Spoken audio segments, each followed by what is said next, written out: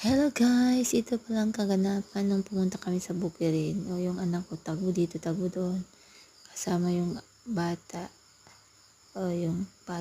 Kapitbahay. Inaanak ko yan siya. Bumisita kami dito kay Ijoy. So yun yung anak ko, ayaw niya na binibidyoan siya. Tinatagpan niya yung mukha niya. Pero ako mapilit, video ko siya. Tapos yung dalawa, umuwi na. Tinawag ko sila. Tinanong ko kung anong dala nila. So, ayun guys. Dala-dala nila yung sako. Tinawag ko sila dyan. Minto. Uwi na sila. Kasi nagugutom na si James.